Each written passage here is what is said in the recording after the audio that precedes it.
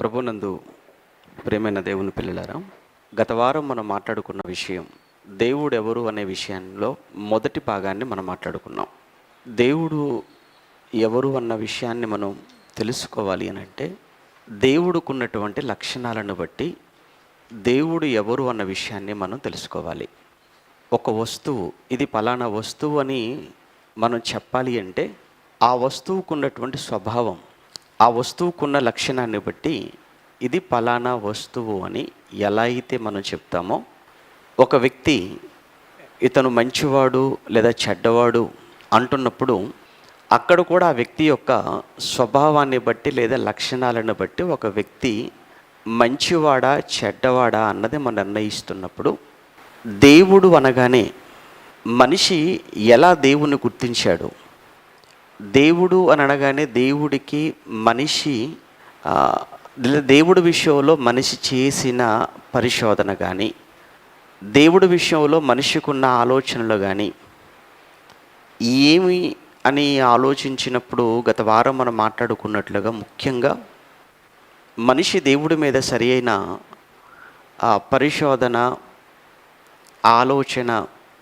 లేక కళ్ళ ముందు కనబడుతున్న ఈ సృష్టిలోని ప్రతిదీ దేవుడు అని అనుకొని పొరపాటు పడ్డాడు అని, రెండు రాజులను చక్రవర్తులను రాజకీయ నాయకులను సంఘ సంస్కర్తలను కూడా దేవుళ్ళుగా చేసుకున్నారు. చివరికి సినిమా హీరోలను హీరోయిన్లను కూడా దేవుళ్ళుగా చేసుకున్న ఆ పరిస్థితిని సమాజంలో మనం చూసాం. ఇక మరికొంతమంది పరిశోధనల పేరుతో చివరికి వారు ఇచ్చిన ఆ రిజల్ట్ లేదా వారికి తేలిన ఫలితం అసలు దేవుడు అనేవాడు లేడు అని ఒక నాస్తిక గుంపు లేదా ఒక నాస్తిక వర్గం సమాజంలో ఉండటం మనం చూసాం. అయినా అసలు దేవుడు ఎవరో తెలుసుకోవాలి అని అంటే దేవుడికున్న లక్షణాలను బట్టి మనం దేవుని తెలుసుకోవాలన్నది ఎంత నిజమో, దానికన్నా ముందు దేవుడెవరో అసలు నేను ఎందుకు తెలుసుకోవాలి అనే ప్రశ్నకు సమాధానాన్ని గత వారం మనం మాట్లాడుకున్నాం ఆల్రెడీ. అసలు దేవుడెవరో అనే విషయం నాకెందుకు, ఇప్పుడు దేవుడెవరో అనే విషయాన్ని నేను ఎందుకు తెలుసుకోవాలి? అందులో మొదటగా దేవుడెవరో అనే విషయాన్ని ఎందుకు తెలుసుకోవాలి అని అంటే, ఈరోజు మనం ఉన్నటువంటి సృష్టి అంతా కూడా చేసినది దేవుడు అంటున్నప్పుడు, సృష్టికర్త లేకుండగా సృష్టి అనేది ఏర్పడదన్నది నిజమైతే, మరి సృష్టిని చేసిన వాడు ఎవరో తెలుసుకునేటువంటి బాధ్యత నాకు లేదా? ఈ సృష్టిని నేను అనుభవిస్తున్నప్పుడు, ఈ సృష్టిలోని ప్రతిదానిని నేను పొందుకుంటున్నప్పుడు, ఈ సృష్టిని చేసినటువంటి సృష్టికర్త అనే ఆయన ఎవరో తెలుసుకోవాల్సినటువంటి కనీస బాధ్యత ఒక మనిషికి ఉంది. రెండు, సృష్టిని మాత్రమే కాదు, ఈ సృష్టిలో నిన్ను నన్ను సృష్టించిన వాడు కూడా దేవుడే. దేవుడు లేకుండగా సృష్టి లేదు, దేవుడు లేకుండగా మనిషి లేడు. సృష్టిని చేసింది దేవుడు అన్నప్పుడు ఆ దేవుడు ఎవరో తెలుసుకోవాలి. సృష్టిలో మనిషి జన్మకు కూడా కారణం దేవుడైనప్పుడు మనిషికి జన్మకు కారణమైనటువంటి ఆ దేవుడు ఎవరో తెలుసుకోవాల్సినటువంటి బాధ్యత కూడా ప్రతి మనిషి మీద ఉంది.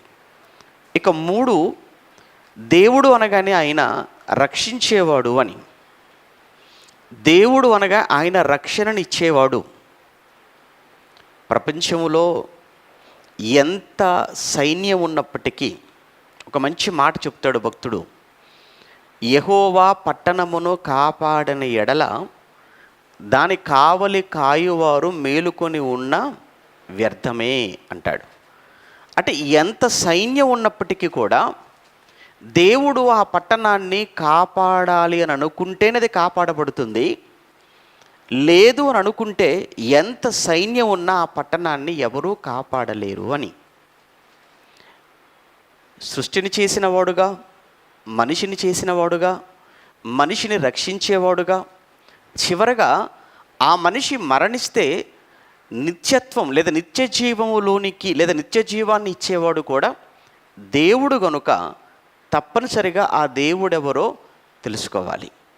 కనుక ఈ కారణాలను బట్టి భూమి మీద మనిషిగా పుట్టిన ప్రతి ఒక్కరూ ఎప్పటికైనా దేవుడి గురించిన అన్వేషణ, దేవుని గురించిన పరిశోధన, ఆ దేవుడెవరో తెలుసుకోవాల్సిన మనిషి అన్న తర్వాత ప్రతి ఒక్కరికి ఉంది.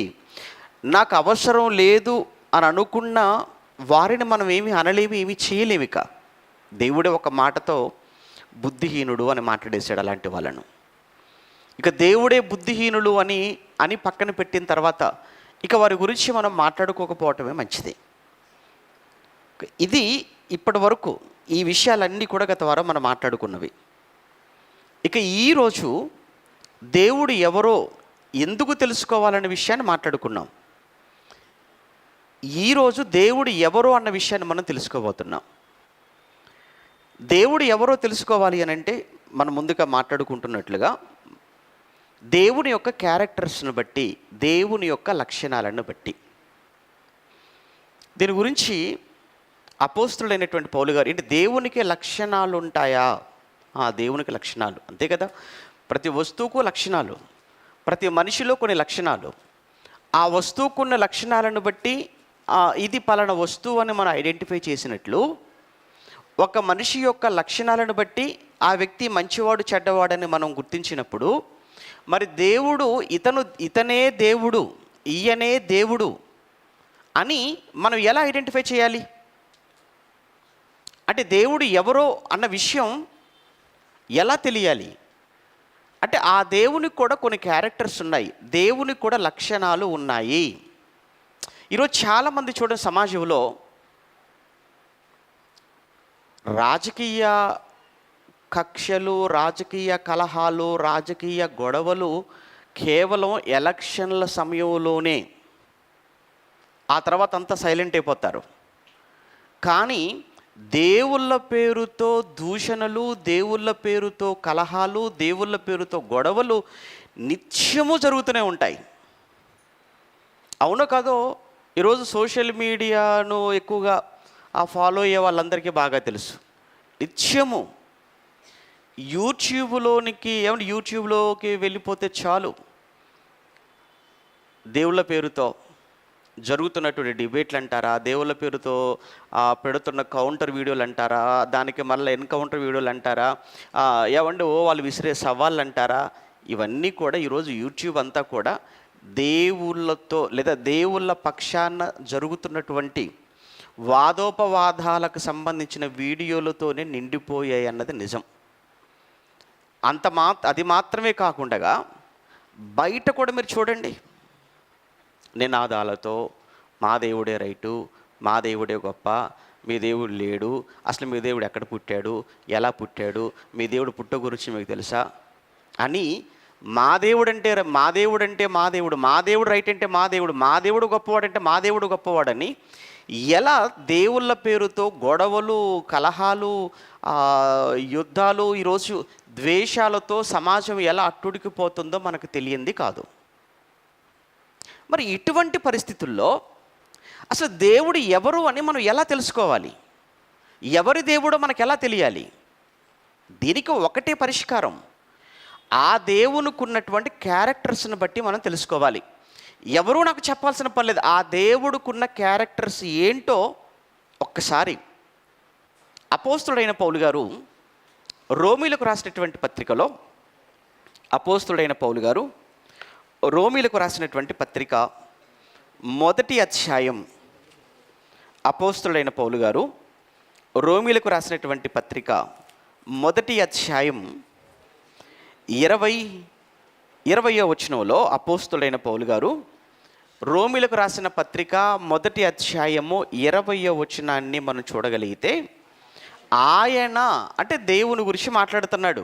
ఆయన అనగా దేవుని అదృశ్య లక్షణములు అన్నాడు.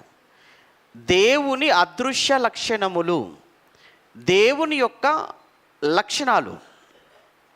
దీన్ని ఇంగ్లీష్లో ఏమంటాడు అంటే యాట్రిబ్యూట్స్ ఆఫ్ గాడ్ అన్నాడు. యాట్రిబ్యూట్స్ ఆఫ్ గాడ్, దేవుని యొక్క లక్షణాలు అన్నాడు. అంటే దేవునికి లక్షణాలు ఉన్నాయా? దేవునికి లక్షణాలు ఉన్నాయి. ఏంటి అని చెప్తున్నాడు ఆయన? ఆయన అదృశ్య లక్షణములు అనగా ఆయన నిత్యశక్తియు దేవత్వమును అన్నాడు. చూడండి, దేవుని యొక్క నిత్యశక్తియు, ఆయన అదృశ్య లక్షణములు అనగా ఆయన నిత్యశక్తియు దేవత్వమును అన్నాడు.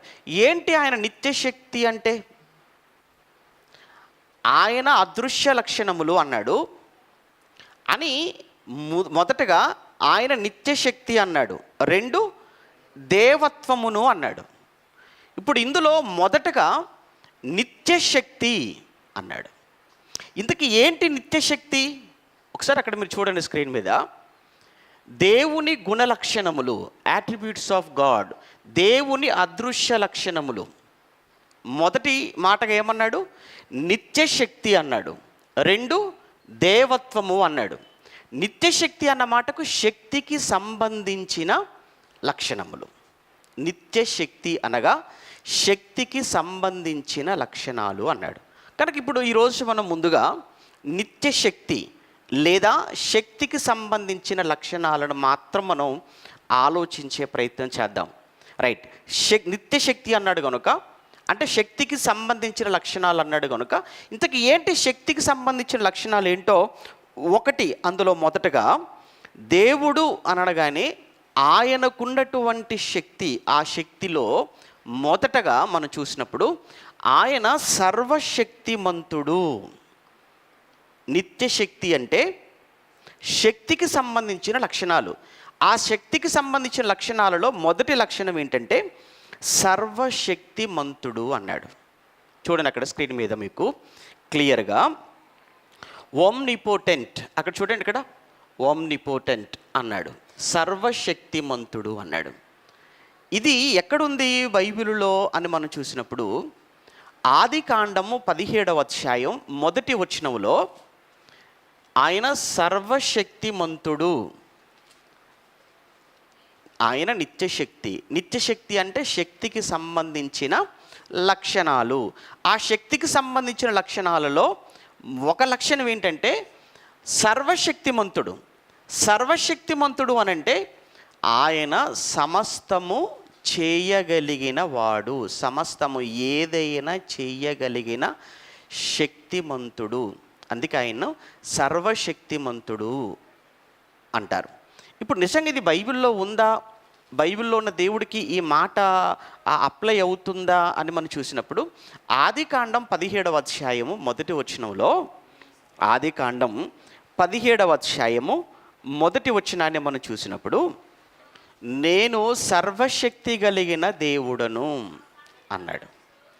అబ్రహాముతో దేవుడు మాట్లాడుతున్నటువంటి సమయంలో అబ్రహాము నేను సర్వశక్తి గల దేవుడను అని మాట్లాడుతున్నాడు. అంటే ఆయన శక్తికి పరిమితి లేదు, ఆయన శక్తికి మితం అంటే ఒక లిమిట్, ఒక హద్దు అనేది లేదు. దేవుడు అనగానే ఆయన సర్వశక్తిమంతుడు. సర్వశక్తిమంతుడు అనంటే సర్వాన్ని చేయగలిగిన వాడు, దేనినైనా చేయగలిగిన వాడు. మనిషి కూడా శక్తి కలిగిన వాడే, కానీ మనిషి శక్తికి ఏముంది? పరిమితి ఉంది, అన్నీ చేయలేడు మనిషి. మరి దేవుడు ఆయన సర్వశక్తిమంతుడు. నిజంగా దేవునికున్న ఆ శక్తి ఎంత గొప్పదో ఒకసారి 18వ అధ్యాయాన్ని కూడా మనం చదువుకుంటే 18వ అధ్యాయంలో కూడా దేవుడే అక్కడ అబ్రహాముతో మరొక మాటలో 18వ అధ్యాయం ఆదికాండం 18వ అధ్యాయం 14వ వచనములో, దానికంటే ముందు సందర్భం మనకు తెలుసు కదా. అప్పటికి అబ్రహాము గారి వయసు సుమారు 100 సంవత్సరాలు, శారమ్మ గారి వయసు 90. అప్పటికి ఆమెకు స్త్రీ ధర్మం నిలిచిపోయింది. చక్కటి ఆతిథ్యం ఇచ్చాడు అబ్రహాము గారు వచ్చిన వారికి. వారు వెళుతూ దీవిస్తున్నారు, ఆశీర్వదిస్తున్నారు.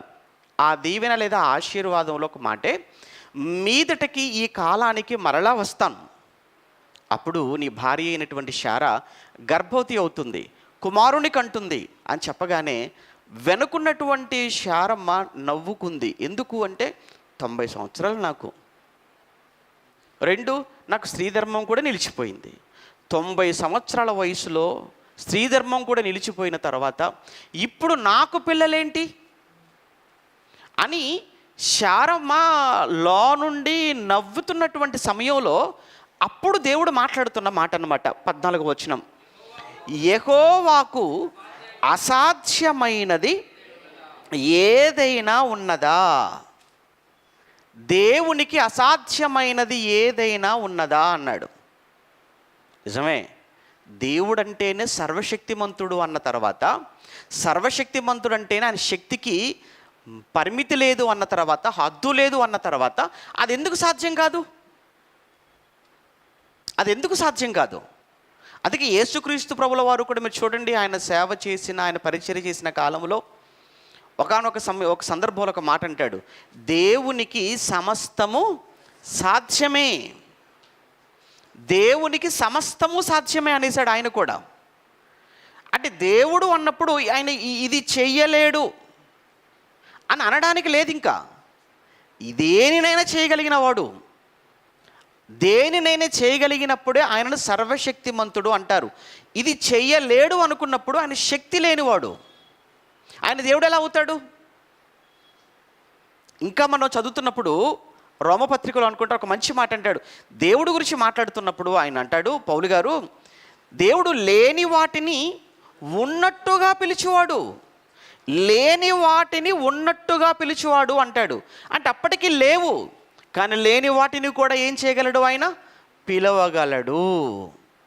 భూమి కలుగుగాక, భూమి లేదప్పుడు, వచ్చిందా? వచ్చింది. భూమి మీద విత్తనములిచ్చు ప్రతి వృక్షము మొలుచుగాక అన్నాడు. అనగానే వృక్షాలన్నీ వచ్చేసాయి. అప్పటికి లేవు. ఆకాశములో సూర్యచంద్ర నక్షత్రములు కలుగుగాక, అప్పటికి లేవు.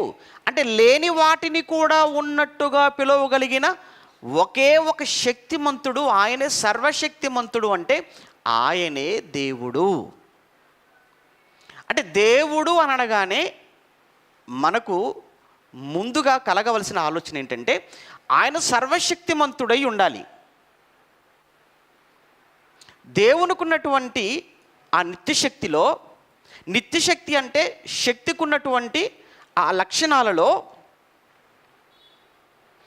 మొదటిగా మనం చూసినప్పుడు సర్వశక్తిమంతుడు అంటే ఆయన ఏదైనా చేయగలిగినవాడు, ఆయనకు అసాధ్యమైనదంటూ ఏది లేదు. ఇంకొక మాట, యెషయా గ్రంథం 40వ అధ్యాయం, యెషయా గ్రంథం 40వ అధ్యాయం 21 నుంచి, యెషయా గ్రంథం 40వ అధ్యాయం 21వ వచనం నుంచి మనం చూడగలిగితే, మీకు తెలియదా, మీకు తెలియదా, మీరు వినలేదా, మొదటి నుండి ఎవరునూ మీతో చెప్పలేదా, భూమిని స్థాపించుటను బట్టి, ఆ పదం చూడండి, భూమిని స్థాపించుటను బట్టి మీరు దాన్ని గ్రహింపలేదా, ఆయన భూమండలము మీద ఆసీనుడై ఉన్నాడు. చూడండి, ఆయన ఎక్కడ ఆసీనుడై ఉన్నాడు? భూమండలం మీద ఆసీనుడై ఉన్నాడు. ఆయన ఏమంటాడు? ఆకాశము నా సింహాసనము, భూమి నా పాదపీఠము అంటాడు. అంటే దేవుడు అని అనగానే ఆయన సర్వశక్తి కలిగిన వాడు, సర్వశక్తిమంతుడు. ఆయనకు అసాధ్యమైనది ఏదీ లేదు. ఆయన సమస్తము చేయగలిగిన వాడు. ఇదంతా ఎలా వచ్చింది? ఇదంతా ఎవరు చేశారు? ఎలా చేశారంటే ఆయనే చేశాడు. ఏమండి, సృష్టిలో ఉన్నవి ఎవరో పరిశోధన చేసి చెబితేనే ఆయన శాస్త్రవేత్త అని ఆయనకు ఒక పెద్ద బహుమతులు ఇచ్చే సమాజం కదా మంది. సృష్టిలో ఉన్న వాటిని పరిశోధన చేసి వాటిని కనిపెట్టి ప్రపంచం ముందు పెట్టగానే ప్రపంచం ఆశ్చర్యపోయి వారికి అవార్డులు ఇవ్వటం అలవాటు. మరి సృష్టిలో ఉన్నవి కనిపెట్టిన వాళ్ళే గొప్ప వాళ్ళు అనుకున్నప్పుడు వాటిని సృష్టిలో పెట్టిన దేవుడు మరి ఇంకా ఆయన ఎంత గొప్పవాడు అని శక్తి ఏపాటిది. కనుక దేవుడు అని అనగానే ఆయన సర్వశక్తిమంతుడు అన్న విషయం మనకు అర్థమవుతుంది. అందుకే 24వ కీర్తన కూడా మీరు చూడగలిగితే 24వ కీర్తన మొదటి 2 వచనాలను కూడా మనం చదువుతున్నప్పుడు అక్కడ కూడా కీర్తనకారుడు ఏం మాట్లాడుతున్నాడు చూడండి. 24వ కీర్తన మొదటి 2 వచనాలలో భూమియు దాని సంపూర్ణతయు లోకమును దాని నివాసులను యెహోవావే అన్నాడు. ఆయన సముద్రముల మీద దానికి పునాది వేసెను. ఎక్కడ వేసావయ్యా పునాది అని అంటే సముద్రముల మీద పునాది వేశాడు, ప్రవాహ జలముల మీద దాన్ని స్థిరపరిచాడు. యెహోవా పర్వతమునకు ఎక్కదగిన వాడు ఎవడు అన్నాడు. ఇది ఆయన శక్తి. కనుక దేవుడు అనగానే ఆయన సర్వశక్తిమంతుడై ఉండాలి. సర్వశక్తిమంతుడు అనగానే ఆయనకు అసాధ్యమైనదంటూ ఏది ఉండకూడదు. ఆయన సమస్తము చేయగలిగిన శక్తి ఉంటే ఆయనే సర్వశక్తిమంతుడు, ఆయనే దేవుడు. కేవలం చేయటమే కాదు, ఈ సృష్టిని చేయటమే కాదు, సృష్టి అంతటిని కూడా నడిపించేవాడు కూడా ఆయనే. ఇప్పుడు ఆయన శక్తి ఏంటంటే మనం ఉన్న ఈ విశ్వాన్ని, మనం ఉన్న ఈ సృష్టిని చేయటమే కాదు, దీని అంతటినీ కూడా ఆయన కంట్రోల్లో పెట్టుకున్నాడు. ఎంత గొప్ప విషయం కదా! ఏమంటే చిన్న విషయం, ఆ సృష్టి అంతటిని కూడా ఆయన కంట్రోల్లో పెట్టుకున్నాడంటే, ఆయన కంట్రోల్లో పెట్టుకుని ఆయనే సమస్తాన్ని నడిపిస్తున్నాడు అని అంటే, ఆయన కాదు నడిపిస్తున్నాడు, ఆయన నడిపిస్తున్నాడు. సృష్టి ఎవరి మాట వింటుంది? దేవుడి మాటే వింటుంది. ఆయన ఆజ్ఞ ఇస్తేనే ఈ సృష్టిలో ఏదైనా జరుగుతుంది. ఎందుకు? ఆయన సర్వశక్తిమంతుడు కనుక.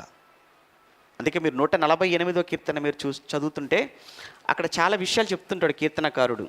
ఆయనే దేవుడే ఈ సృష్టి అంతటిని నడిపిస్తున్నాడు అని, ఆయన లేకపోతే ఇది ఏది కూడా నడవదు అని. ఒకసారి 147వ కీర్తన 5వ వచనం, 147వ కీర్తన 5 నుంచి 8 వచనాలు ముందుగా చూద్దాం. 147వ కీర్తన 5 నుంచి 8 వచనాలలో మన ప్రభువు గొప్పవాడు. చూడండి, మన ప్రభువు గొప్పవాడు, ఆయన అధిక శక్తి గలవాడు. ఆ పదం చూడండి చాలు. మన ప్రభువు చాలా గొప్పవాడు, ఆయన ఎంత శక్తి కలిగిన వాడు? అధిక శక్తి గలవాడు అన్నాడు చాలు. మరి ఆయన ఏం చేస్తున్నాడు? సృష్టిని ఆయన నడిపిస్తున్నాడా? 148వ కీర్తన 148వ కీర్తన 5 నుంచి చదువుతున్నప్పుడు యెహోవా ఆజ్ఞయ్యగా అవి పుట్టెను, అవి యెహోవా నామమును స్తుతించునుగాక. ఆయన వాటిని నిత్యస్థాయువులుగా స్థిరపరిచి ఉన్నాడు, ఆయన వాటికి కట్టడ నియమించాడు, ఏదియో దానిని అతిక్రమించదు. ఆ పదం చూడండి, ఆయన వాటికి కట్టడ నియమించి ఉన్నాడు అంటే అన్నీ చేశాడు, చేసి వాటికంటూ ఒక రూల్ అండ్ రెగ్యులేషన్స్ పెట్టాడు. అవి ఏ మాత్రం కూడా వాటి యొక్క క్రమాన్ని అవి అతిక్రమించవు అనేసాడు. అందుకే ఎన్నోసార్లు మీరు విన్నవే, బస్సులు యాక్సిడెంట్లు అయిపోతుంటాయి, ట్రైన్లు యాక్సిడెంట్ అయిపోతుంటాయి, ఫ్లైట్లు ప్రమాదం జరుగుతుంటాయి. అంటే ఫ్లైట్లు కానీ, ట్రైన్లు కానీ, బస్సులు కానీ, ఇవన్నీ ప్రమాదాలు. ఆఖరి సముద్రంలో షిప్పులు అయినా ఇవన్నీ ఎందుకు ప్రమాదాలు జరుగుతున్నాయి? వీటన్నిటినీ కూడా నడిపించేది మనిషి కనుక, మానవ జ్ఞానం కనుక. అంటే మనిషి నడిపించేవి గమ్యం చేరుకునేంత వరకు నమ్మకం లేదు. ఈ మధ్యకాలంలో ఎన్ని ట్రైన్ ప్రమాదాలు మీరు చూడండి. ఏమంటే వారానికి ఒకటి, నెలకు కనీసం 1-2 అయిన ప్రమాదాలు, ట్రైన్ ప్రమాదాలు. ఎందుకు? మనిషి కనుక నడిపించేది. కానీ సృష్టి ఏర్పడినప్పటి నుంచి ఇప్పటి వరకు ఈ సృష్టిలో ఎప్పుడైనా ఏదైనా ఒక ప్రమాదం, సూర్య కుటుంబంలో కావచ్చు, లేదా పాలపుంత నక్షత్ర మండలంలో కావచ్చు, లేదా దానిపైన ఉన్న ఆండ్రోమెడా కావచ్చు, దానిపైన ఇంకా హైడ్రోసెంటారస్ కావచ్చు, ఎన్ని మండలాలు ఉన్నాయి, ఎన్ని నక్షత్ర రాశులు ఉన్నాయి. ఎక్కడైనా ఒక గ్రహం మరో గ్రహాన్ని ఢీకొట్టినట్టుగా, ఏమంటే ఒక గెలాక్సీ మరొక గెలాక్సీలోకి వెళ్ళిపోయినట్లుగా, ఎక్కడైనా కానీ యూనివర్స్లో సిస్టమ్ అనేది ఎక్కడైనా తప్పినట్లుగా ఎక్కడా మనం వినలేదు, ఛాన్స్ లేదు. కారణం ఏంటంటే వీటన్నిటినీ కూడా నడిపించేవాడు, ఆపరేట్ చేసేవాడు ఉన్నాడు. ఆయన సర్వశక్తి, ఆయన దేవుడు వెనక.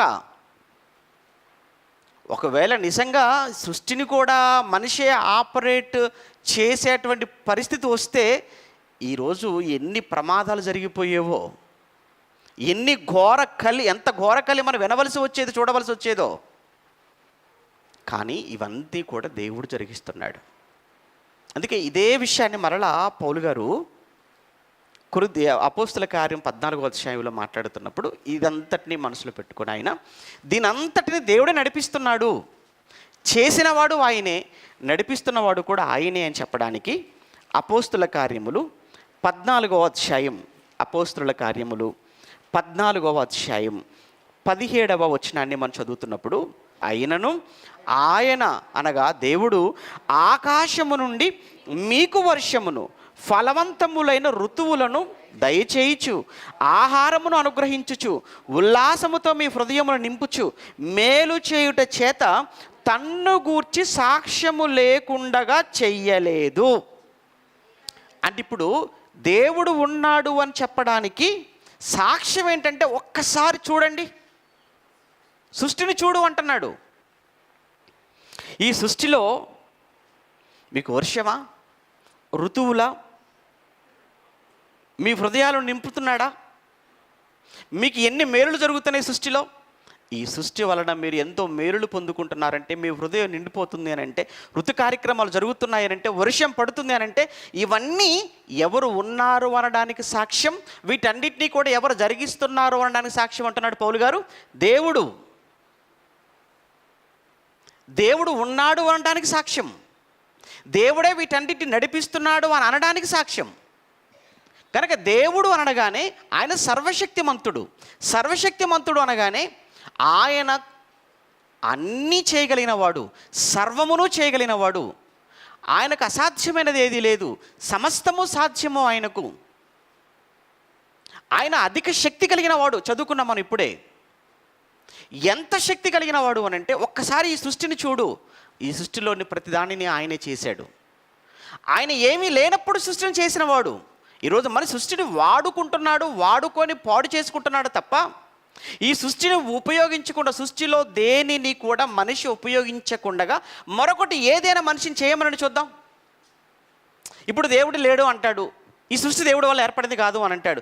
నిజంగా నీకు ఒకవేళ దేవుడు లేడు అనుకున్నప్పుడు, ఈ సృష్టి దేవుడిది కాదు అనుకున్నప్పుడు, నువ్వు అసలు ఈ సృష్టిలోది ఏది నువ్వు వాడకుండగా, నువ్వు ఏదైనా కొత్తది ఏదైనా ఒకటి ఏమైనా చేసే అవకాశం చేయగలవి ఒకసారి ఆలోచించు.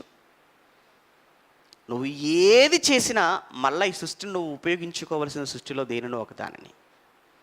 కనుక దేవుడు అనగానే ఆయన సర్వశక్తిమంతుడు అన్న విషయం మీకు అర్థమైతే చాలు. సర్వశక్తిమంతుడుగా సర్వాన్ని సృష్టించాడు. సర్వాన్ని సృష్టించడమే కాదు, దీనంతటినీ కూడా ఆయన ఒక్కడే నడిపిస్తున్నాడు. ఏమంటే ఆయన ఒక్కడే నడిపిస్తున్నాడు, మర్చిపోకండి. ఎందుకు ఈ విషయం చెప్తున్నాను అంటే, దేవుడి దగ్గర మళ్ళీ మంత్రులు లేరు. వర్షానికి ఒక మంత్రి, గాలికి ఒక మంత్రి, మీకు తెలుసా, అగ్నికి ఒక మంత్రి అని దేవుడి దగ్గర మరలా ఏమంటారు, ఈ క్యాబినెట్ ఏమీ లేదు ఆయన దగ్గర. అన్నీ ఆయన చేతిలోనే ఉన్నాయి. అన్నీ ఆయనే జరిగిస్తున్నాడు, ఆయనే నడిపిస్తున్నాడు, పాలిస్తున్నాడు అని చెప్పడానికి దేవుడు సర్వశక్తిమంతుడు. ఇది ఒకటి చూసాం. ఓమ్నిపోటెంట్ అన్నారు ఇంగ్లీష్లో, అంటే ఆయన సర్వశక్తిమంతుడు అని. ఇక దేవుడు ఎవరు అన్నప్పుడు, దేవునికున్నటువంటి లక్షణాలలో రెండవది, సర్వశక్తిమంతుడే కాదు, సర్వశక్తిమంతుడైన దేవుడు ఆయన సర్వజ్ఞాని కూడా. రెండవది సర్వజ్ఞాని అన్నారు. ఓమ్నిషియంట్ అన్నారు ఇంగ్లీష్లో. చూడండి, ఓమ్నిషియంట్, సర్వజ్ఞాని అన్నారు. అంటే సర్వజ్ఞాని అని అంటే దేవుడికి కొన్ని కాదు, దేవుడికి ఎన్ని తెలియాలి? దేవుడికి అన్నీ తెలియాలా, కొన్ని తెలియాలా? సర్వజ్ఞాని అంటే, సర్వజ్ఞాని అని అంటే అన్ని, సర్వము ఎరిగిన వాడు, సర్వము తెలిసిన వాడైతే సర్వజ్ఞాని అవుతాడు. అసలు ఈ మనిషి భూమి మీద ఎవరైనా కానీ సర్వజ్ఞానులు ఎవరైనా ఉన్నారా? మీకు తెలిసి ఎవరైనా ఒక్కరి పేరుని చెప్పండి. ఏమండి ఈయనకు అన్నీ తెలుసండి అన్న వాళ్ళు ఎవరైనా ఉన్నారా? ఒకరి పేరు చెప్పండి. ఈయనకు అన్ని భాషలు వచ్చండి, ఎవరికైనా వచ్చా? నాకు తెలిసి పివి నరసింహారావు గారు ఆయన ప్రధానిగా ఉన్నప్పుడు ఆయనకి ఎన్ని భాషలు వచ్చాట? 14 భాషలు.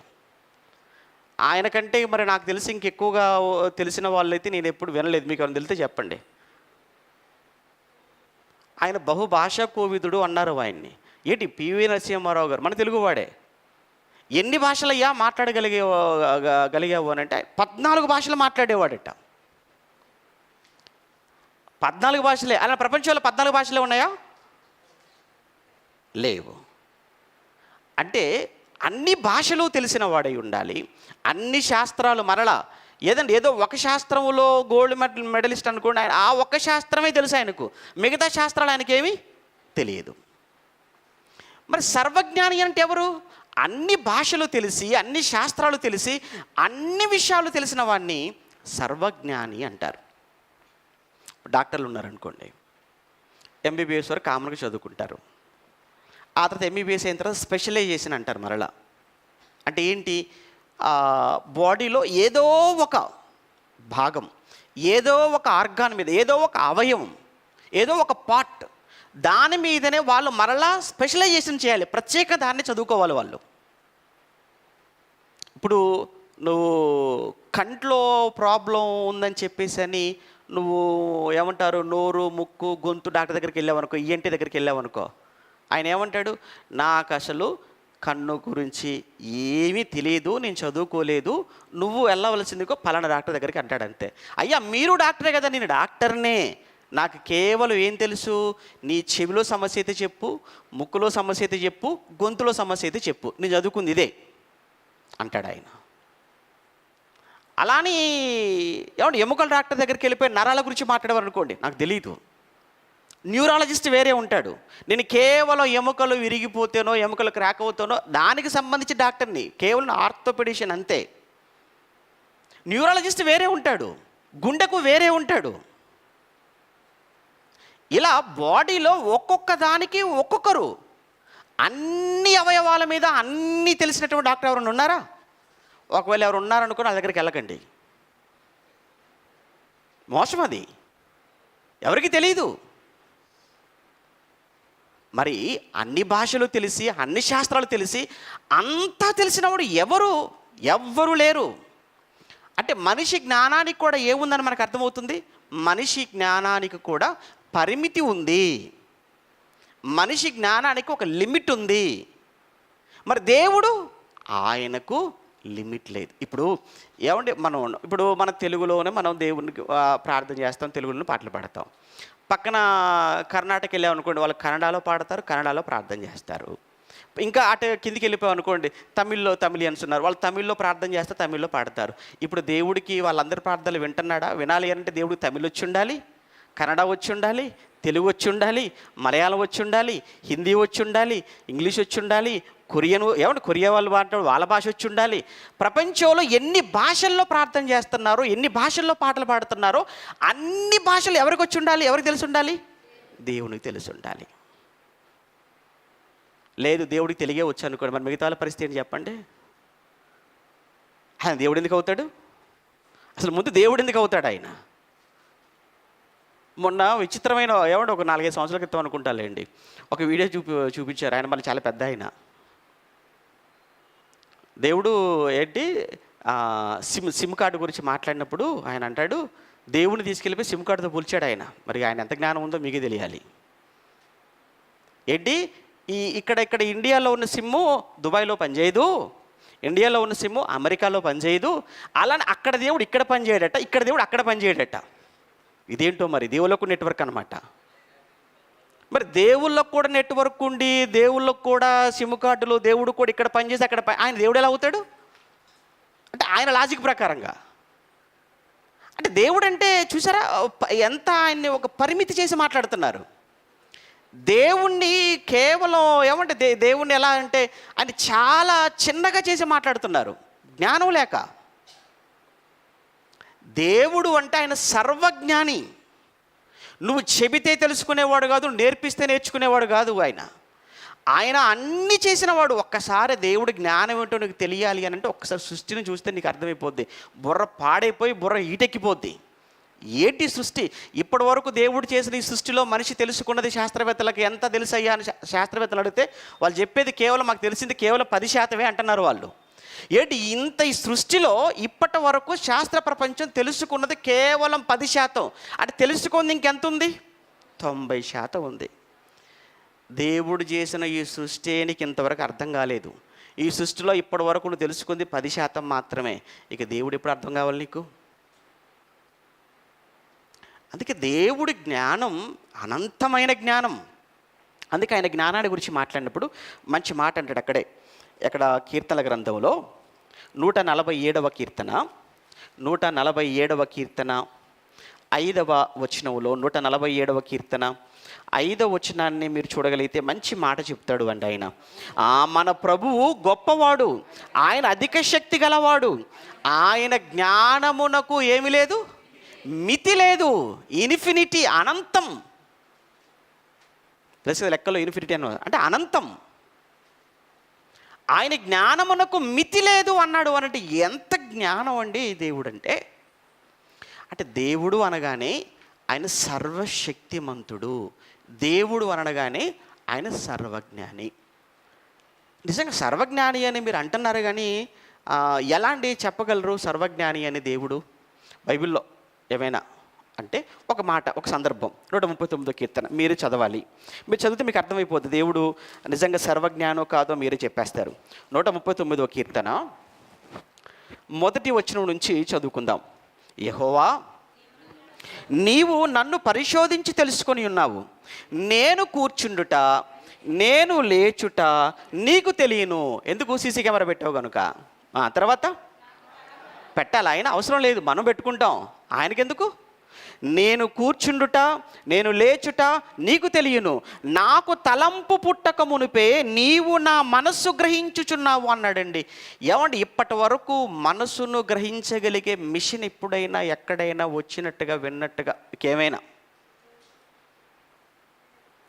వస్తేనండి చాలా గొడవలు అయిపోతాయి.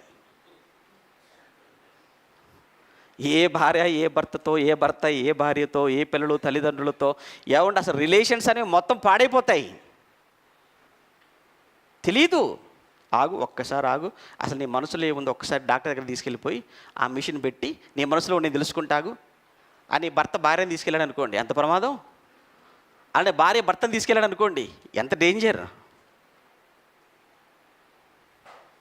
మనుషులు తీసుకెళ్ళిపోతే అసలు పక్క పక్కన కూర్చోగలరా మీరు? అస్సలు. అంటే అది లేదా లేదు, రాలేదా రాలేదు. కానీ ఎవరికి తెలిసినా పర్వాలేదండి, అసలు ఆయనకు తెలియకూడదు. ఆయనకు తెలుస్తుందన్న సంగతి మనకు తెలియకుండా పోయింది. అందుకే మనం ఇలా ఉన్నాం. అంటే నిజంగా చెప్తున్నాను, ఎందుకు ఈ పాఠాలను నేను ఎంచుకున్నాను అని అంటే, నిజంగా అసలు దేవుడెవరు అన్న విషయం మీద సరి అయినటువంటి ఆలోచన, అవగాహన మనకు కానీ ఉంటే తప్పు మాట్లాడాలన్నా, తప్పు చేయాలి అన్నా చాలా భయపడతాం. ఎందుకు చాలా సులువుగా మాట్లాడేస్తున్నాము అని అంటే, ఎందుకు చాలా సులువుగా తప్పు చేసేస్తున్నాం అంటే ఒకటే కారణం, దేవుడు ఎవరో, ఆయన లక్షణాలు ఏంటో నిజంగా మనకు అర్థం కాకపోవటమే.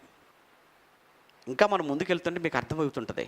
ఏమన్నాడు చూస్తారా మళ్ళీ తర్వాత ఆయన, నేను కూర్చుండుట లేచుట నీకు తెలుసు, నాకు తలంపు పుట్టక మునిపే నీవు నా మనస్సు గ్రహించుచున్నావు, నా నడక నా పడక నీవు పరిశీలన చేసి ఉన్నావు, నా చర్యలన్నిటిని నీవు బాగుగా తెలుసుకొని ఉన్నావు. యెహోవా, మాట నా నాలుకకు రాక మునిపే అది నీకు తెలిసియే ఉన్నది కదా, అది నీకు పూర్తిగా తెలిసిపోయింది. వెనుకను ముందును నీవు నన్ను ఆవరించి ఉన్నావు అన్నాడు. చూడండి, ఆయన మొత్తం ఏంటి అంత తెలుసు. నీ గురించి నా గురించి మాత్రమే కాదండి, ప్రపంచంలో 800 కోట్ల మంది మనుషులు ఉంటే 800 కోట్ల మంది మనుషుల గురించి తెలిసినటువంటి ఒకే ఒక్కడు ఎవరు? దేవుడు. మన ఇంట్లో నలుగురు ఉంటాం, నలుగురిలో ఒకరంటే ఒకరికి అసలు ఎవరు తెలియదు. ఏమండి చూడండి, అప్పుడప్పుడు భార్య చాలా సందర్భాల్లో చెప్తుంటుంది, చాలా సందర్భాల్లో చెప్పంగా విన్నారు, ఇంటర్వ్యూలో కూడా మీరు చూసే ఉండొచ్చు, పేపర్లలో కూడా. ఏమండి పెళ్ళి అయిందండి, 20 ఏళ్ళు అయిందండి, ఇంతవరకు అండి మా ఆయన ఏంటో బొత్తిగా అర్థం కాలేదండి నాకు. ఏంటి 20 ఏళ్ళ నుంచి కాపురం చేస్తుందట, 20 ఏళ్ళ నుంచి వండి పెడుతుందట, 20 ఏళ్ళ నుంచి ఉతికి పెడుతుందట బట్టలు, 20 ఏళ్ళ నుంచి ఒకే మంచం ఒకే కంచం. అయినా 20 ఏళ్ళ తర్వాత కూడా ఆవిడకి తేలిన ఫలితార్థం ఏంటంటే, ఎప్పటికీ మా ఆయన ఏంటో నాకు అసలు ఒక్క మానాన్ని అర్థం కావట్లేదండి. ఇటు ఒకే ఇంట్లో ఉంటున్నారు, ఒకే గిన్నెలో తింటున్నారు, ఒకే మంచం, అయినా తెలియట్లేదు. అది మనిషికున్న జ్ఞానం. అది మంది పరిమితం. కానీ దేవుడు 800 కోట్ల మంది మనుషులలో, మన మనసుల్లో, ఇక్కడ కూర్చున్న మీ మనసులే కదా, ప్రపంచంలో ఉన్న మనుషులందరి మనసులలో ఏముందో తెలిసినవాడు ఆయనే సర్వజ్ఞాని. ఆయనకు అన్నీ తెలుసా? అన్నీ తెలుసు. అందరి గురించి తెలుసా? అందరి గురించి తెలుసు. యెషయా గ్రంథం 40వ అధ్యాయం. ఆయనకు తెలియదు అని ఆయనకేదో మనం చెప్పాల్సిన పని లేదు. యెషయా గ్రంథం 40వ అధ్యాయం 13-14 వచనాలు. యెషయా గ్రంథం 40వ అధ్యాయం 13-14 వచనాలలో ఏమంటున్నాడండి? యెహోవా ఆత్మకు నేర్పినవాడు ఎవడు అని మాట్లాడుతూ చూసారా? యెహోవా ఆత్మకు నేర్పినవాడెవడు? ఆయనకు మంత్రి అయి ఆయనకు బోధపరిచిన వాడు ఎవడు? ఎవని యొద్ద ఆయన ఆలోచన అడిగెను ఆయనకు వివేకము కలుగజేసిన వాడెవడు? న్యాయమును గూర్చి ఆయనకు నేర్పిన వాడెవడు? ఆయనకు జ్ఞానం అభ్యసింపజేసిన వాడెవడు? ఆయనకు బుద్ధి మార్గమును బోధించిన వాడెవడు? చెప్పండి, ఎవరుంటే ఎవరి చెప్పండి. ఈ పలానా ఆయనండి దేవుడికి ఆదిదించాడండి, ఈయనండి దేవుడికి ఎలా న్యాయం చెప్పాలో చెప్పాడండి, ఈయనండి దేవుడు మర్చిపోతే జ్ఞాపకం చేశాడండి. సినిమాలు అనుకుంటున్నావా? అక్కడికి వెళ్ళిపోగానే ఏంటి అందరి లెక్కలు కరెక్ట్గా రాసి ఈ లెక్కే తప్పు రాస్తే ఆడక్కడ ఆడి మీద ఫైట్ చేసి ఇంకొకరి మీద ఫైట్ చేసి మొత్తం విప్లవమే చేసి అక్కడ విప్లవమే తీసుకొచ్చేసి మరలా అక్కడి నుంచి మళ్ళీ భూమి మీదకి వచ్చి అంత మీ ఇష్టం, వెళ్ళడం మీ ఇష్టమే, అక్కడ తిరుగుబాటు మీ ఇష్టమే, అక్కడి నుంచి భూమి మీదకి రావడం మీ ఇష్టమే. ఇదంతా చూస్తుంటే దేవుడు అంటే ఎలా కనపడుతున్నాడు అందరికీ? చాలా ఒక కమెడియన్గా కనిపించట్లేదు దేవుడు అంటే.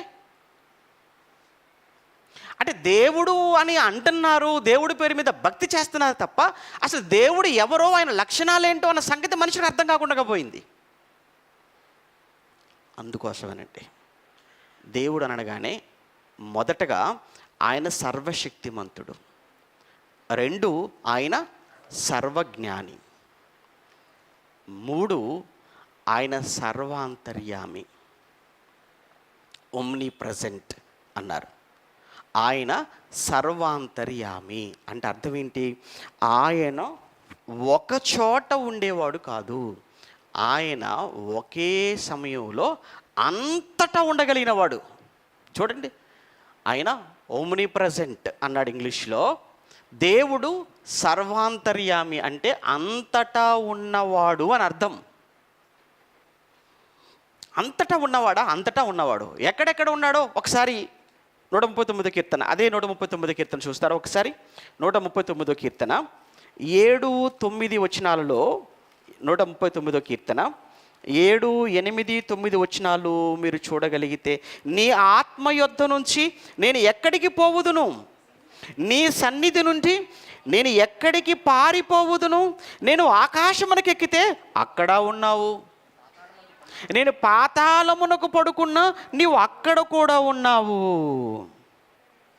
నేను వేకువ రెక్కలు కట్టుకొని సముద్ర దిగంతములో నివసించినను అక్కడ కూడా నీ చెయ్యి నన్ను నడిపించును అన్నాడు. ఏంటయ్యా, ఆకాశానికి వెళ్ళిపోతే అక్కడ ఉన్నావు, ఇంకా పాతాళానికి వెళ్ళిపోతే అక్కడ ఉన్నావు, సముద్రంలోకి వెళ్ళిపోతే అక్కడ ఉన్నావు, నీవు లేని చోటెక్కడా? ఇప్పుడు చెప్పండి, దేవుడు లేని చోటు ఎక్కడా? ఏమండి, ఇప్పుడు ఇక్కడ మాత్రమే దేవుడు ఉన్నాడని మీరు అనుకుంటున్నారా? ఇక్కడే ఉన్నాడా దేవుడు? ఏంటి ఖమ్మంలో ఈ సంఘంలో ఇక్కడే ఉన్నాడా దేవుడు? ఈ సమయంలో ఇక్కడున్నాడన్నది ఎంత నిజమో, ఇక్కడే కాదు అంతటా ఉన్నాడు అన్నది అంతే నిజం. ఏమంటే ఒక మనిషి ఒకే సమయంలో ఒక చోట ఉండగలడు. ఏమంటే మన పరిమితి ఏంటి? మనం ఒక సమయంలో ఒకేసారి ఒకే చోట ఉండగలం, అంతే కదా. నేను నిన్నటి దినాన్ని ఎక్కడో ఏమంటే అక్కడ గిద్దలూరులో ఉన్నాను.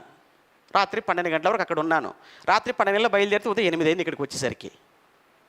అంటే నిన్నటి దినాన్ని అక్కడున్నాను, మరలా ఈరోజు ఉదయానికి ఇక్కడ ఉన్నాను, మళ్ళీ సాయంత్రానికి మళ్ళీ విజయవాడలో ఉండిపోతాను. అంటే అక్కడికి వెళ్ళాలి అని, అక్కడ ఉండాలి అని అంటే తిరగాలి. దేవుడితో అలా కాదే. ఆయన ఒకే సమయంలో అంతటా ఉండగలిగిన వాడు. ఇండియాలో ఉండగలడు, అమెరికాలో ఉండగలడు, అమెరికాలో ఉండగలడు, ఆస్ట్రేలియాలో ఉండగలడు.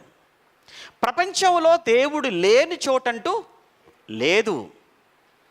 అంటే దేవుడు ఒకే సమయంలో అంతటా ఉంటాడు. అలా ఒకే సమయంలో అంతటా ఉండగలిగిన వారిని ఏమంటారు? దేవుడు.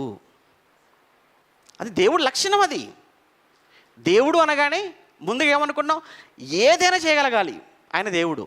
2, అన్నీ తెలిసి ఉండాలి. 3, ఒకే సమయంలో అంతటా ఉండగలిగిన వాడై ఉండాలి. అందుకే ఇర్మియా గ్రంథం 23వ అధ్యాయంలో ఇంకో మాట. ఇర్మియా గ్రంథం 23వ అధ్యాయం 23-24 వచనాలలో, ఇర్మియా గ్రంథం 23వ అధ్యాయం 23-24 వచనాలలో మనం చదువుతున్నప్పుడు, నేను సమీపమున ఉండు దేవుడను మాత్రమేనా, దూరమున ఉండు దేవుడను కానా? యెహోవా సెలవిచ్చిన మాట ఏదనగా, నాకు కనబడకుండగా రహస్య స్థలములలో దాగగలిగిన వాడు ఎవడైనను కలడా? నేను భూమి ఆకాశముల యందంతటను ఉన్నవాడను కానా అన్నాడు. నాకు కనబడకుండగా దాగు చోటు, నాకు కనబడకుండగా రహస్యంగా దాచుకోగలిగిన వాడు ఎవడైనా ఉన్నాడా? నువ్వేమనుకుంటున్నావు అంటే, లైట్లు ఆఫ్ చేయగానే నాకేం కనబడదాను అనుకుంటున్నావు.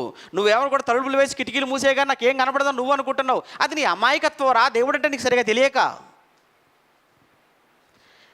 ఏం తెలియదు, నాకేం కనిపించడం లేదు అంటే. దేవుడు అనగానే ఆయన కేవలం ఒక చోట ఉంటాడు. చాలామంది చూడండి, గుళ్ళోకి వచ్చినప్పుడు అంటే, ఇక్కడ ఉన్నంతసేపు మీరు కూడా ఎంత భక్తిగా ఉంటారండి, అమ్మో ఎంత ప్రేమతో ఉంటారు, ఎంత భక్తి. వేషధారణ, నటన. ఎందుకు మీ అందరూ ఒక ఫిక్స్ అయిపోయి వచ్చారు ఇక్కడికి. ఏంటంటే, అమ్మో మనం ఎక్కడికి వెళ్తున్నాం? గుడికి వెళ్తున్నాం. అంటే గుడికి వెళ్తున్నాం అంటే అక్కడ ఎవరు ఉంటారు? దేవుడు. మీ ఇంట్లో ఉండడా? మీ ఇంట్లో లేడా? మీరు షాప్కి వెళ్ళారు, అక్కడ లేడా? మార్కెట్కి వెళ్ళారు, అక్కడ లేడా? మీరు ఉద్యోగానికి వెళ్ళారు, అక్కడ లేడా? మీరు పనికి వెళ్ళారు, అక్కడ లేడా? అంటే కేవలము ఆదివారము గుడికి వచ్చినప్పుడు మాత్రం ఏదో భక్తిని నింపుకొని వచ్చేస్తుంటాం మనం. ఎందుకు అనంటే, ఇక్కడ దేవుడు ఉంటాడు, ఇక్కడ దేవుడు చూస్తాడు అని. విషయం చెప్పనా? ఇక్కడే కాదు, ఆయన లేని చోటంటూ లేదు అన్న విషయం తెలిసిన తర్వాత ఎక్కడున్నా తిన్నగా ఉంటావు. ఇక్కడే ఉన్నాడు అని అనుకున్నప్పుడు ఇక్కడే తిన్నగా ఉంటావు. బయట నీ ఇష్టమే. ఇక అదే కదండి జరుగుతున్న తప్పు. ఒకప్పుడు యెరూషలేములో మందిరం కట్టించాడు సొలొమోను గారు. దేంతో కట్టాడు? ఇనుముతోనా, మట్టితోనా? దేంతో కట్టాడు? దేంతో కట్టాడు? బంగారంతో కట్టాడు. ఎన్ని సంవత్సరాలు కట్టాడు? ఎన్ని సంవత్సరాలు కట్టాడు? ఏం మాట్లాడలేదు. ఎన్ని సంవత్సరాలు కట్టాడు సొలొమోను గారు దేవాలయాన్ని? 7 సంవత్సరాలు, 40 సంవత్సరాల? 7 సంవత్సరాలు కట్టాడు. యేసుప్రభు కాలానికి ఈ దేవాలయం చూసారా 46 సంవత్సరాలు కట్టారా అన్నది అది సొలొమోను కట్టిన దేవాలయం కాదు. అది చాలామంది ఏమండి ఇక్కడికి వచ్చేటప్పటికి యోహాను సువార్త 2వ అధ్యాయంలో ఉన్నటువంటి సందర్భాన్ని చూపించేసుకుని ఏమంటున్నారంటే, సొలొమోను కట్టిన దేవాలయం అనుకుంటున్నారు. అక్కడ మాట్లాడుతున్న సొలొమోను కట్టిన దేవాలయం కాదు అది. సొలొమోను కట్టిన దేవాలయం ఎప్పుడు నెబుకద్నెజరు వచ్చేసాడు, మొత్తం కూడా ధ్వంసం చేసి కాల్చి బూడిద చేసేసాడు. ఇంకెక్కడిది సొలొమోను దేవాలయం లేదు. ఆ తర్వాత మళ్ళీ జెరుబ్బాబెలు వచ్చి కట్టాడు అని చెప్పేసి అన్నాను కదా. ఆ దేవాలయం కూడా చాలాసార్లు డ్యామేజ్ అయిపోయింది. ఆ డ్యామేజ్ అయిపోయిన దానినే ఈడు మహాయేరోదు, యేసుప్రభు పుట్టినప్పుడు 2 సంవత్సరాలు మగపిల్లలందరినీ చంపించేశాడే వాడు. యూదుల మెప్పు కోసం, వాళ్ళ దగ్గర మంచి అనిపించుకోవడం కోసం ఏదో దేవుడి మీద భక్తి ఉన్నట్టుగా నటించాడు. ఒరిజినల్ కాదు అది. ఎందుకంటే రాజకీయాలు కదా. దానిని మరమ్మతులు చేపిస్తూ దాన్ని ఎక్స్టెన్షన్ చేస్తూ 46 ఇయర్స్ వరకు అక్కడ వరకు తీసుకొచ్చేసాడు దగ్గరగా.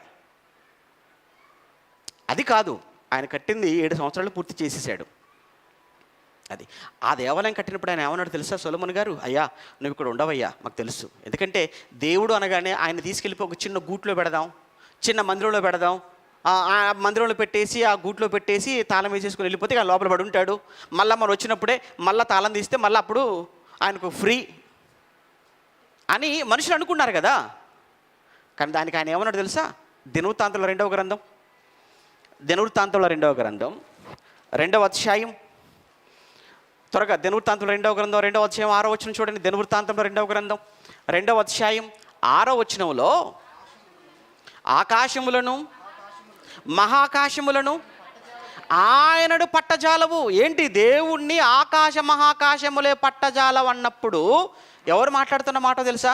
ఎవరైతే దేవుని కొరకు చరిత్రలో నిలిచిపోయే ఒక గొప్పదైనటువంటి బంగారు దేవాలయం కట్టాడో ఆయనే అంటున్నాడు, అయ్యా 7 సంవత్సరాల పాటు ఇంత గొప్పదైన ఈ దేవాలయాన్ని కట్టానులే, కానీ ఇది నువ్వు ఉండడానికి సరిపోదు. ఎందుకంటే నీ రూపం పెద్దది, నీ ఆకారం పెద్దది. ఆకాశ మహాకాశములు ఏమన్నాడు? చదవండి. ఆకాశ మహాకాశములు ఆయనను పట్టజాలవు. దేవునికి మందిరము కట్టుటకు చాలినవాడు ఎవడు అని కట్టిన ఆయనే అంటున్నాడు. ఇంక ఏం మాట్లాడతాం మనం? ఆయన కంటే గొప్పగా కట్టింది ఎవరు చెప్పండి? దేవాలయం. సొలొమోను కంటే గొప్ప దేవాలయం కట్టిన వాళ్ళు చరిత్రలో ఎవరైనా ఉన్నారా? లేరు. అంత గొప్ప మందిరాన్ని కట్టిన, అంత గొప్ప దేవాలయం కట్టిన సొలొమోను గారు అంటున్నారు, ఆయనకు సరిపోయే మందిరాన్ని కట్టగలిగిన వాడు ఎవడు అని అన్నాడు అనంటే ఇంకెవడు కట్టలేడని అర్థం. ఎందుకు? ఆయన చిన్నది కాదు కదా, ఆయన రూపం. చెప్పాడు కదా, ఆకాశం నా సింహాసనము అన్నాడు. భూమి ఇప్పుడు నువ్వు కట్టు, ఏం కడతాడు? ఎవరు కడతారు? అది దేవుని యొక్క సైజు, అది దేవుని యొక్క ఆకారం. విశ్వం పట్టజాలనంత ఆకారం దేవుడిది. అందుకే దేవుడు అనగానే ఆయన అంతటా ఉంటాడు. ఇక్కడ ఇంకొక చిన్న క్లారిఫికేషన్ మీకు ఉండాలి. ఏంటంటే అంతటా ఉంటాడు అన్నాను కానీ అన్నిట్లో ఉంటాడని చెప్పలేదు అక్కడ. అంతటా ఉంటాడు అన్న మాటకు అన్నిట్లో ఉంటాడు అన్న మాటకు తేడా ఉంది. ఇప్పుడు అన్నిట్లో ఉంటాడు, ఈ చెక్కలో కూడా ఉంటాడని కూడా దండం పెట్టామనుకో చెక్కకు, నేను ఏం చేయగలను దానికి? అర్థమైందా? దేవుడు నేను అన్నిట్లో ఉంటాననలేదు, మరి ఏమన్నాడు? అంతటా ఉంటాను అన్నాడు. ఏమండి, ఆ పిల్లర్లో కూడా ఉన్నాడు అని కూడా పిల్లలకి నమస్కారం పెట్టి ఈ చెక్కలో ఉన్నాడు అని చెప్పి చెక్కకి దండం పెట్టేసుకుని వెళ్ళిపోతుంటే నేను ఏం అనలేవు, నేను ఎవరు బాగు చేయలేరు. ఇక దేవుడు సర్వాంతర్యామి అంటే ఆయన ఒకే సమయంలో అంతటా ఉండేవాడు అని అర్థం. అది దేవుని యొక్క కెపాసిటీ. ఇప్పుడు దేవుడు ఎవరు అనగానే ఎవరు సర్వాంతర్యామో ఆయనే దేవుడు, ఎవరు సర్వజ్ఞానో ఆయనే దేవుడు, ఎవరు సర్వశక్తిమంతుడో ఆయనే దేవుడు. సర్వశక్తిమంతుడుగా, సర్వజ్ఞానిగా, సర్వాంతర్యామిగా ఉన్నవాడే దేవుడు. ఇంకొకటి చెప్పి నిత్యశక్తి గురించి ముగించేస్తాను. ఇంకొకటి నిత్యుడు. ఆయన నిత్యుడు అంటే ఇంగ్లీష్లో గాడ్ ఈజ్ ఎటర్నల్ అన్నాడు చూడండి. అక్కడ నిత్యుడు అంటే గాడ్ ఈజ్ ఎటర్నల్ అంటే నిత్యుడు అంటే నిత్యము ఎల్లప్పుడూ ఉండేవాడు. ఎల్లప్పుడూ ఉండేవాడు అని అంటే ఒక మాట అడుగుతాను, ఇంకొక మాట. ఎల్లప్పుడూ ఉండేవాడు నిత్యుడు అని అంటే ఆయన స్వయంభవుడు. స్వయంభవుడు అనంటే తనకు తానుగా స్వయంగా ఉన్నవాడు. ఎప్పుడు? సృష్టికి ముందు ఉన్నాడు. సృష్టికి ముందు దేవుడు లేడా? సృష్టికి ముందు దేవుడు లేడా? సృష్టికి ముందు దేవుడు ఉన్నాడు. సృష్టి కార్యక్రమము ఆయనే చేశాడు అంటే ఇప్పుడు దేవుడు ఉన్నాడు, భవిష్యత్తులో కూడా దేవుడు ఉంటాడు. అంటే సృష్టికి ముందు దేవుడు ఉన్నాడు, ఈ సృష్టి కాలంలో దేవుడు ఉంటాడు, రేపు సృష్టి ఉండదు, మరలా మొత్తం ఏమైపోతుంది? మొత్తం వాష్ అవుట్ అయిపోతుంది, మొత్తం తీసేస్తాడు. ఆ తర్వాత కూడా దేవుడు ఉంటాడు. మరి మనిషి సంగతి ఏంటి? మనిషి సంగతి ఏంటి చెప్పమంటారా? మనిషి నిత్యుడా? లేదు. మనిషి సంగతి ఏంటి? మనిషి ఇంతలో కనబడి అంతలో మాయమైపోయే ఆవిరి వంటివాడు. ఎంతలో కనబడి అంతలో మాయమైపోయి ఆవిరి వంటి బతుకు కలిగిన వాడా? నువ్వు కూడా దేవుడు లేడంటావా? అసలు నువ్వు ఏ క్షణాన పోతావో నీకు తెలియదు. నువ్వు ఎంతసేపు ఉండి ఎంతలో మాయమైపోతే ఎవరికి తెలియదు, ఎవరికి తెలియదు కదండి. ఆవిరి వంటి వాడు మనిషి అంటే, గడ్డి పువ్వు లాంటి వాడు మనిషి అంటే, ధూళి లాంటి వాడు మనిషి, ధూళి లాంటి, గడ్డి పువ్వు లాంటి, ఆవిరి లాంటి ఆయుష్ కలిగిన మనిషి నిత్యుడైన దేవుడి గురించి మాట్లాడుతూ అంటాడు, ఉన్నాడా? ఎక్కడున్నాడు? ఉంటే కనబడడా? కళ్ళేమో నెత్తికెక్కాయా? ఎవరికి? దేవుడిని. చూశారు కదండి మనిషి మాటలు దేవుడి గురించి. దేవుడు ఆయన ఎప్పుడు ఉండేవాడు, ఎప్పటికీ ఉండేవాడు. మోషేతో చెప్తాడు కదా, మోషే నువ్వు వెళ్ళి ఇశ్రాయేలు మధ్యకు వెళ్ళు అని అన్నప్పుడు, అయ్యా నువ్వు వెళ్ళమంటున్నావు, బాగానే ఉంది, నేను వెళ్తాను, బాగానే ఉంది. కానీ అక్కడికి వెళ్ళిన తర్వాత వాళ్ళు, నేను పంపించాడే ఆయన ఎవరు అని అడుగుతారు కదా నన్ను. అన్నప్పుడు నేను ఏం చెప్పాలి నీ గురించి, ఎవరు పంపించారు అంటే నేను ఏం చెప్పాలి అని అంటే ఆయన అన్నాడు, నేను ఉన్నవాడను అని చెప్పు. నేను ఉన్నవాడను. ఇంగ్లీష్లో ఏమంటే తెలుసా? I am that I am. నేను ఉన్నవాడను, నేను ఎప్పటికీ ఉన్నవాడను. సృష్టికి ముందు ఉన్నాను, సృష్టిలో ఉన్నాను, సృష్టి లయం అయిపోయిన తర్వాత కూడా ఉంటాను. నాకు ఆది అనేది అంతం అనేది నాకు లేదు. నాకు జననం మరణం అనేది నాకు లేదు. నేను ఎప్పటికీ ఉంటాను. అది దేవుడు అంటే. అంటే దేవుడు అంటే నిత్యము ఎల్లప్పుడూ ఉండేవాడు. దేవుడు అంటే అక్షయుడు, ఆయన క్షయము లేనివాడు. దేవుడు అంటే అమరత్వం కలిగినవాడు. దేవుడు అంటే నిత్యుడు. ఎవరు నిత్యుడో వారే దేవుడు. అంతే కదా. ఇప్పుడు చెప్పండి, ఏమండి దేవుడు అనగానే చూసారా, ఇవన్నీ కేవలం ఏంటంటే నిత్యశక్తికి సంబంధించిన లక్షణాలు మాత్రమే మాట్లాడాం. దేవుని అదృశ్య లక్షణములు అని ఏమన్నాడు ఆయన పౌలు గారు మాట్లాడినప్పుడు రోమపత్రికలో? నిత్యశక్తియు దేవత్వమును అన్నాడు. ఇందులో ఈరోజు మనం మాట్లాడుకున్న ఒకే ఒక బిట్ ఏంటంటే అందులో నిత్యశక్తి అన్నాడు శక్తికి సంబంధించిన లక్షణాలు. ఆ శక్తికి సంబంధించిన లక్షణాలలో ఒకటి మనం ఏం చూసామంటే దేవుడు అనగానే సర్వశక్తిమంతుడు, దేవుడు అనగానే సర్వజ్ఞాని, దేవుడు అనగానే సర్వాంతర్యామి, దేవుడు అనగానే నిత్యుడు. ఇప్పుడు ఇది కదా దేవుడు అంటే. ఇప్పుడు ఎవరికో హీరోయిన్కి గుడి కట్టేసి ఆ దేవతను మొక్కుతున్నారంటే ఏమంటే ఇప్పుడు ఈ లక్షణాలు ఏమైనా యాప్ట్ అవుతాయా వాళ్ళకు? ఒక రాజకీయ నాయకుడిని దేవుడు అని అంటున్నారు అని అంటే ఇది దేవుడు అంటే దేవుడు అంటే ఒక నాయకుడా, ఒక రాజ, ఒక చక్రవర్త? ఏమంటే ఈ లక్షణాలను తీసుకెళ్ళి వాళ్ళకి ఆపాదిస్తే ఎలా సరిపోతాయి? ఎక్కడ సరిపోతున్నాయి చెప్పండి? ఎక్కడా సరిపోవు. కనుక దేవుడు అనగానే ఎవరు సర్వశక్తిమంతుడో ఆయన దేవుడు, ఎవరు సర్వజ్ఞానో ఆయన దేవుడు, ఎవరు సర్వాంతర్యామో ఆయన దేవుడు, ఎవరు నిత్యము ఉండేవాడో ఆయనే దేవుడు. ఈ లక్షణాలు కలిగిన వాడే దేవుడు. ఇందులో ఏది లేదన్నా ఏది లేకపోయినా దేవుడు కాడు. అందుకే రోమపత్రిక 1:23 అంటాడు, టైం అయిపోయింది. రోమపత్రిక 1:23 అంటాడు అక్షయుడగు అంటాడు. అంటే దేవుడు ఎవరట? ఆయన అక్షయుడు, క్షయము లేనివాడు. 1 తిమోతి పత్రిక 6:16 అంటాడు అమరత్వము గలవాడై అంటాడు, అమరత్వము గలవాడై అంటాడు. అంటే అమరుడు దేవుడు అంటే. కనుక ప్రభునందు నా ప్రియులుగా మనం మొదటి నుంచి ఏమంటే మొదటి భాగంలో కానీ ఇప్పుడు రెండో భాగంలో కానీ ఇప్పటి వరకు మనం ఏం మాట్లాడుకున్నాం ఒక్కసారి మొత్తం రివైండ్ చేయండి. ఒక్కసారి మొత్తం కూడా రివైండ్ చేసుకుని మొదటి వారంలో గత వారం మనం మాట్లాడుకున్న విషయం ఏంటంటే అసలు దేవుడు అనగానే మనం దేవుని మనం తెలుసుకోవాలి అన్నప్పుడు దేవుడు అనగానే లక్షణాలను, ఎందుకంటే ఇది పలానా వస్తువు అని మనం తెలుసుకోవాలంటే దానికి క్యారెక్టర్ లక్షణాలు ఉన్నాయి. ఆ లక్షణాలను బట్టి ఇది వెండి, ఇదిగో ఇది ఇత్తడి, ఇది బంగారము, ఇది ఇనుము, ఇది మట్టి అని దాని లక్షణాలను బట్టి మనం ఎలా గుర్తించామో అలా ఈ వ్యక్తి మంచివాడు, ఈ వ్యక్తి చెడ్డవాడు, ఇది పువ్వు, ఇది పండు, ఇది కాయ అని వాటి క్యారెక్టర్స్ని బట్టి ఎలా మనం ఐడెంటిఫై చేశామో దేవుడు అనగానే లక్షణాలు.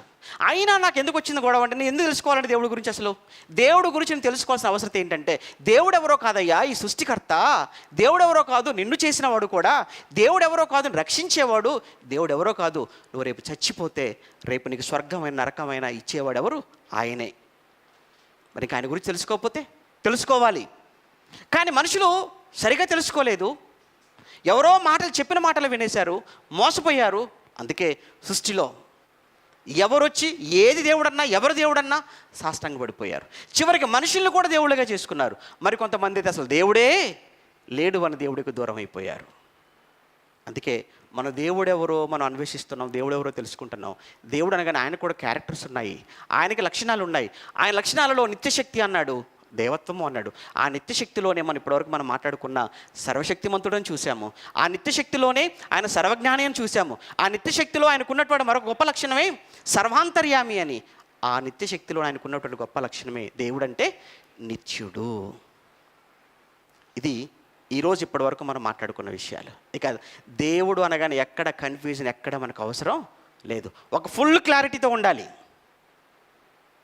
లేదంటేనండి ఏమంటే రోడ్డును పోయే ఒక మురికివాడు ఏమండి ఆడికి ఒంటి మీద బట్టలు సరిగా ఉండవు, ఆ జుట్టంతా కూడా ఏమంటారు మొత్తం మరి ఊడల్లాగా మొత్తం పట్టేసి పేలు పట్టేసి చుండ్రు పట్టేసి ఉంటుంటే ఆడిని కూడా ఆ దేవుడు అనిపోయేసి ఆ చెట్టు కింద కూర్చోబెట్టేసి వాళ్ళంతా వెళ్ళే కాళ్ళు పట్టుకుంటుంటే ఏమంటే ఎన్ని చూడలేదు మీరు అక్కడ? వాడు ఒక వాడు దిగంబరుడు, దిగంబరు రూపంలో ఉన్న దేవుడట. ఇటు దేవుడనే బొత్తిగా బట్టలు కూడా ఉండవా? ఏంటి మరి అంత అన్యాయమా దేవుడు అంటే? ఏమంటే ఇంకొకడుతో వాడు తన్నుడు, ఏమంటే వాడు తంతాడతా తన్నగాడి వీడికి ఏదో మంచి జరిగిపోయిందట, అంతేనండి. ఈడలే 10 మందికి ప్రచారం చేయటం, మీరు కూడా రెంటా నాలా దండించుకుంటారా అని. అంతే, ఒక్కొక్కడు వచ్చేసి వాడు ముందు పడితే వాడు తంతుంటాడు, పోయి పడుతుంటారు. ఆడికో తన్నుడు దేవుడు అట, వాడు తన్నుడు స్వామి అట. ఏం టీవీ 9లో ఏమంటే ఎన్ని మీరు చూడలేదు సోషల్ మీడియాలో ఇలాంటివి? ఇంకోటి తిట్టుడు స్వామి, ఏమో తిడితే బూతులు తిడుతూ ఉంటే వాడికి మంచి జరిగిపోతుంటుంది అట. ఇది ఏంటో, ఆడు తిట్టకపోతే వాడిని గిల్లి గిచ్చి వాడు కోపం రప్పించి మరి తిట్టి చేసుకుంటున్నారు. దేవుడు చూసారా, ఏదో ఒక రోజు ఒక పూట సహాయం చేయగానే, భోజనం పెట్టగానే దేవుడా? ఏమంటే ఏదో ఒక సహాయం చేయగానే దేవుడు అయిపోయాడా? మరి అటువంటిప్పుడు ఇన్ని కార్యక్రమాలు నీ కోసం దేవుడు ఇంత సృష్టిని చేసి నిన్ను తల్లిగర్భంలో నిర్మించి భూమికి తీసుకుని వచ్చి ఇప్పటి వరకు నిన్ను కాపాడుతున్న ఆ దేవుడు, ఆయన ఎవరో ఆలోచించవా? ఆయన ఎవరో తెలుసుకోవా? అందుకే దేవుడు ఎవరు అన్న ఈ విషయాన్ని, ఇది 2వ భాగం. దేవత్వం ఉంది కదా, అంటే స్వభావం ఏంటి, దేవత్వంలో ఉన్న లక్షణాలు ఏంటి, అది వచ్చే వారం మాట్లాడుకుందాం.